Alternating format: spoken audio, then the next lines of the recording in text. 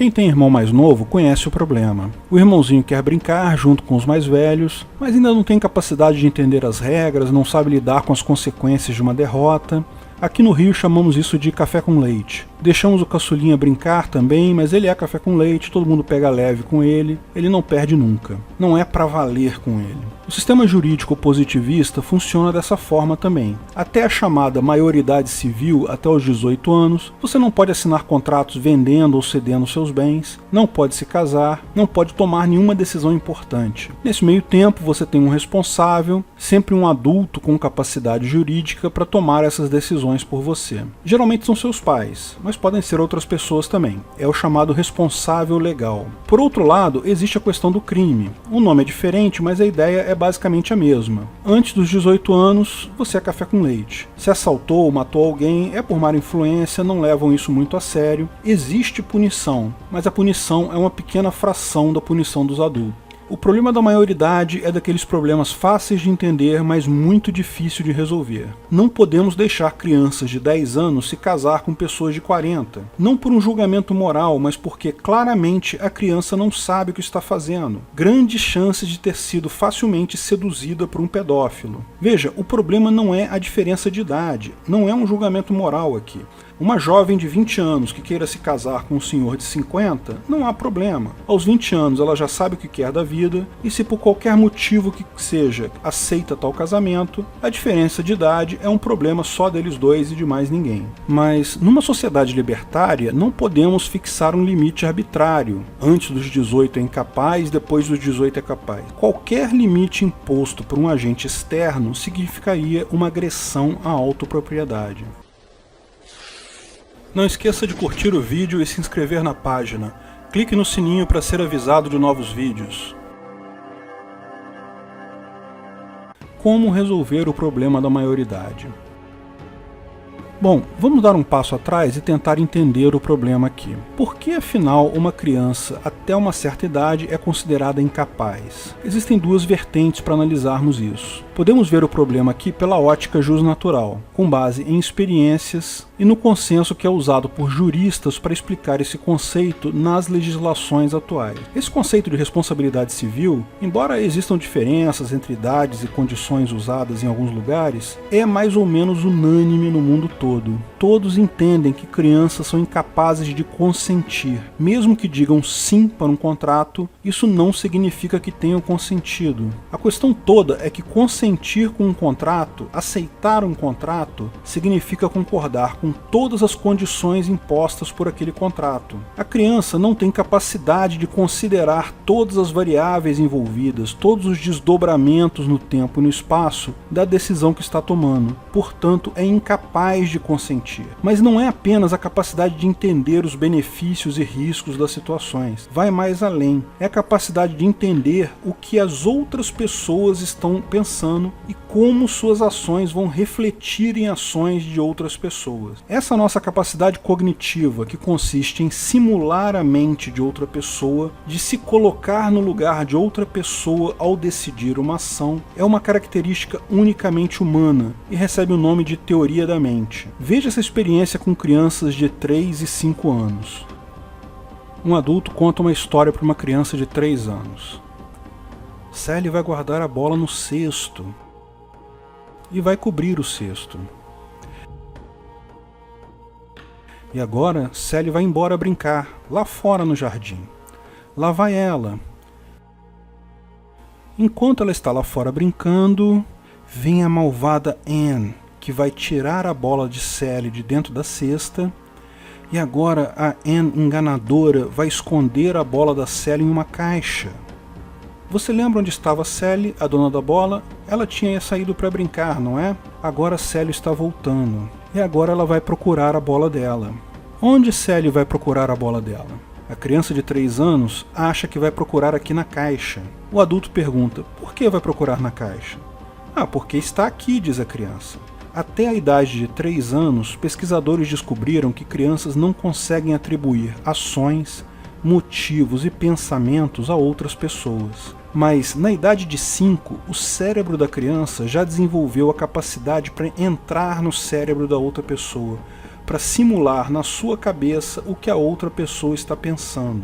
E agora Sally está voltando. Ela vai procurar a bola dela. Onde Sally vai procurar a bola dela? Ah, na cesta. Na cesta? Ok, vamos olhar a cesta. Ó, ela não achou a bola na cesta.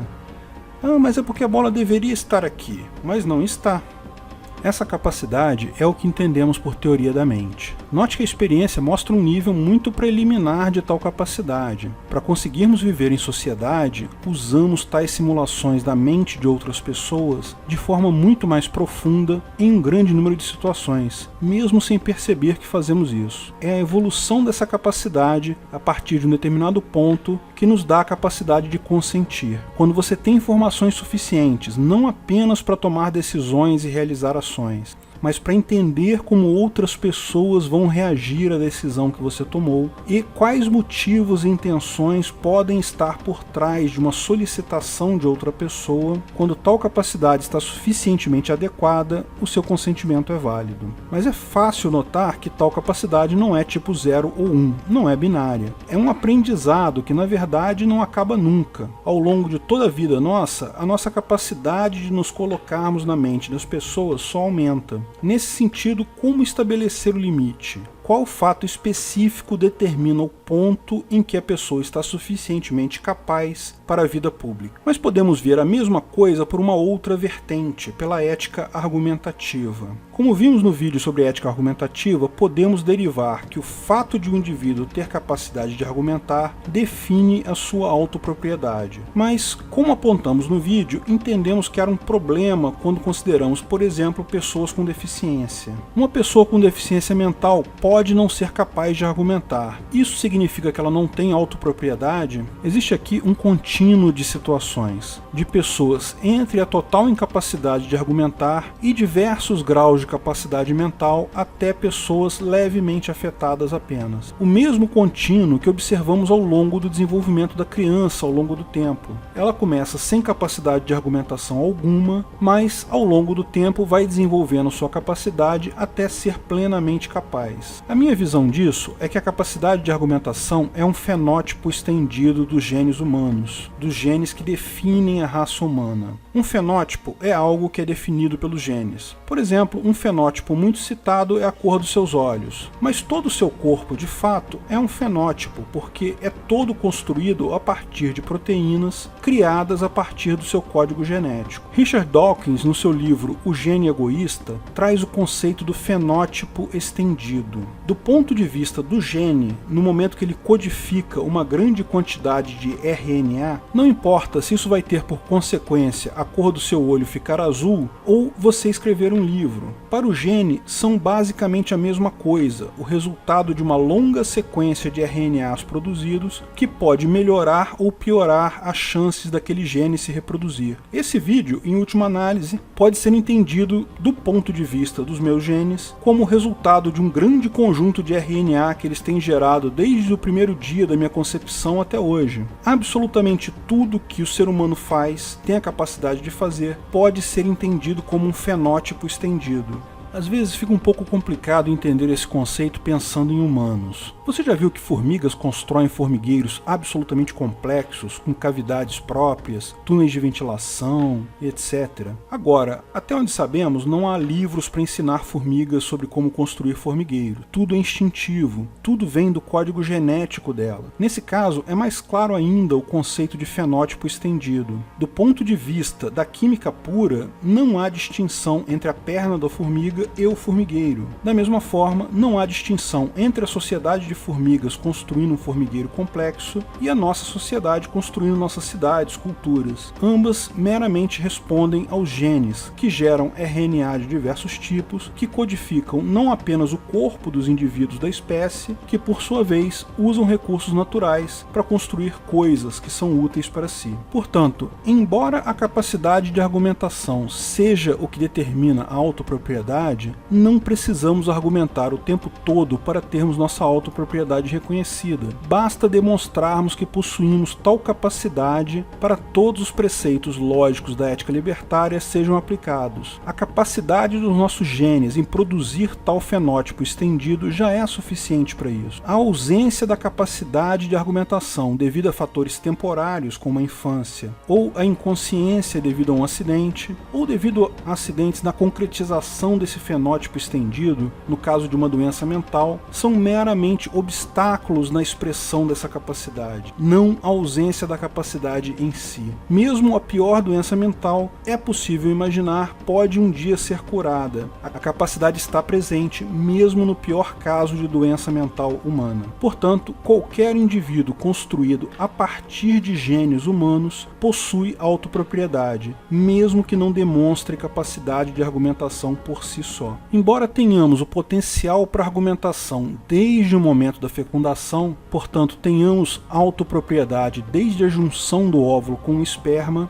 é claro que o fato de não podermos ainda argumentar de forma consistente antes de uma determinada idade representa uma limitação. Se você reparar, as duas coisas parecem muito ligadas. Nossa capacidade de consentir com nossa capacidade de argumentar. Crianças vão gradualmente adquirindo capacidade cognitiva e, portanto, capacidade de consentimento e de argumentação. Meu palpite é que o erro teria um papel crucial aqui também, de forma similar ao explicado no vídeo Onde está o erro na ética argumentativa. A autopropriedade sempre implica em ter intenção, mas devido à nossa capacidade mental, nossas ações acabam se revestindo de um grau excessivamente grande de erro, o que faz com que, enquanto crianças, o resultado de nossas ações sejam radicalmente descolados de nossas intenções, sendo isso um risco para nós mesmos e para as demais pessoas da sociedade. Enquanto estamos limitados em nossa capacidade cognitiva, seja enquanto crianças, seja devido a uma doença, seja devido a um acidente, quando, por exemplo, ficamos inconscientes, precisamos de um tutor para nos apoiar. O tutor é uma figura conhecida do direito positivo, porém sem uma definição estrita na ética libertária. De fato, é difícil definir em termos dessa, mas podemos tentar definir uma figura com base nas várias descrições que encontramos em diversos ordenamentos jurídicos. Tenha em mente que meu raciocínio aqui é jusnatural. O tutor, lógico, não é proprietário do tutorado. A autopropriedade, como explicamos, é prevalente e o próprio tutorado é o dono do seu corpo. Porém, o tutor é alguém que voluntariamente se dispõe a suprir a deficiência temporária ou permanente do tutorado e ajudá-lo até o momento em que esse ganhe capacidade cognitiva plena. Note que isso não pode ser descrito como um contrato explícito, visto que o tutorado é, por definição, incapaz de consentir, mas, ao contrário, é uma imposição voluntária unilateral do tutor sobre o tutorado, justificada na incapacidade cognitiva deste e na possibilidade de definição de um interesse de longo prazo do tutorado. Porque, lembre-se, o tutor tem a obrigação de, quando agir em nome do tutorado, agir conforme o interesse deste.